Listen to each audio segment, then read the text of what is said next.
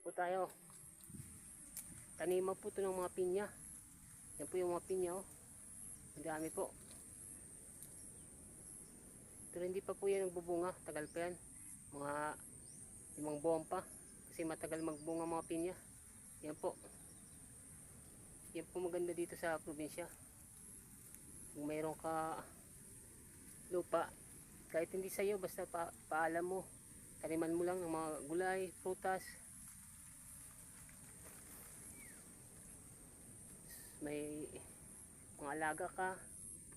May mga alagang manok, kalabaw. Yun maganda dito. Tapos may kubo kang maliit. Yun po yung maganda dito sa probinsya. Tulad dito, tanghaling tapat, mga alauna. Pero malamig kasi nasa puno tayo. Yung mga natin, mga puno, ilalim. Maganda yung simoy ng hangin. Maganda yung nilabas na hangin. Sariwa yung hangin. Saka yung mga paligid mo. Parang gusto mong maggawa-gawa kung anong gawin mo. Para malibang ba? Wala kang inisip tulad sa mga syudad-syudad, sa mga bayan na malaki. Ang daming isipin, pera, trabaho. Bibilhin mo, pera, para makakain ka. Dito mayroon kang mga tanim pag tumubo. Kung may saging, kamuting kahoy, makakapagluto ka na, kapag merienda ka na. Tapos may kape ka, ayos. Yun ang maganda. Tapos may alaga kang mga manok, lalo na yung maraming alagang manok. Magbawas ka ng isa. Tapos kung wala kang kasama, ikaw lang. Pwede kang magtagay-tagay. Tagayin na. Yun ang kagandahan dito. Kaya maganda sa probinsya. Sarap ng buhay probinsya. Sa mga farmers, sa mga magsasaka dyan, shout out sa lahat. Dito na po tayo. Kasi napakita po natin na yung mga tanim na pinya. Dito naman po tayo sa lugar na palayan na naman. Kasi yung dito po yung dinaanan po natin, palayan po to. Kilid nito yung palayan, bundok. Yung bundok na yun, yung pailalim yun, may mga kahoyan, may mga tanim na pinya. Kaya magandang pinya dun para ka bang gustong manirahan. Lalo na may mga alaga ka. Yun ang buhay na masarap. Madali kang makaisip. Yung ano mo, mentally, makokontrol mo. Kasi maganda yung maisip mo lagi. Kasi maganda yung paningin sa mata, yung may mga tanim ka. May mga halaman ka, may mga gulay ka. Lalo may mga hayop. Yung maganda. Iisip mo lagi yung mga hayop mo, alaga mo. Saka yung mga tanim. Kasi nandito ka lagi sa bundok. Nandito ka lagi sa palayan mo, sa alaga mo. Sa mga tinatanim mo. Yun ang focus pagising sa umaga. Alam mo kung anong unahin mo. Yung mga alaga na gusto mo lagi silang mabuhay rin. Makakain ng sakto. Pantay-pantay ba? Yung may palayan, may bigas, at saka yung may mga gulay. Yung gagandahan po dito. Ito po, tulad po nito.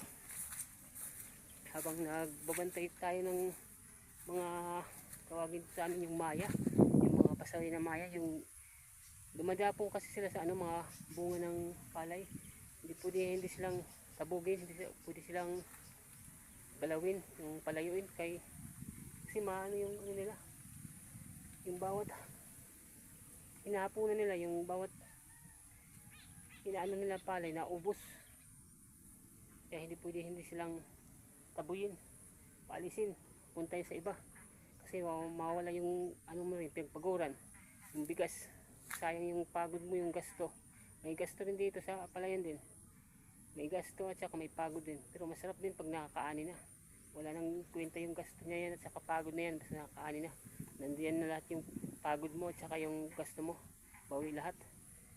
Ito yung maganda. May bahay po dito maliit. Ito po, bahay na maliit po to.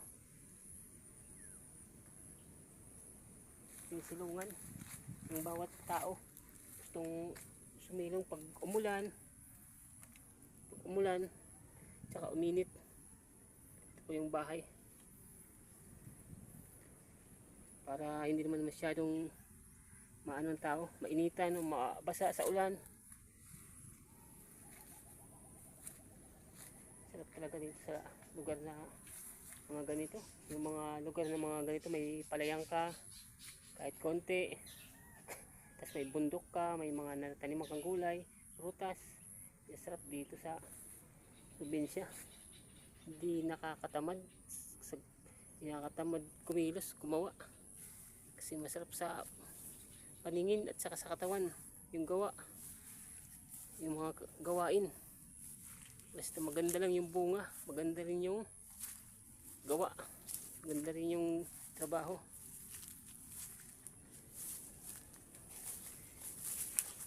Pauwi na tayo.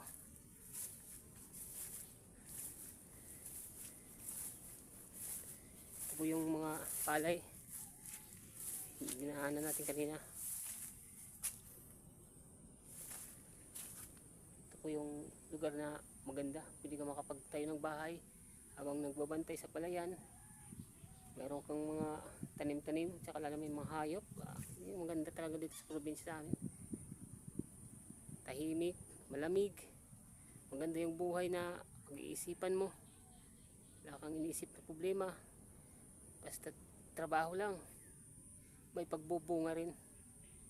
Salamat po sa mga ating viewers, sa mga subscribers natin. Salamat po, support po na lang sa ating mga vloggers dyan sa lahat, lalo na sa ating vlogger ngayon. Salamat.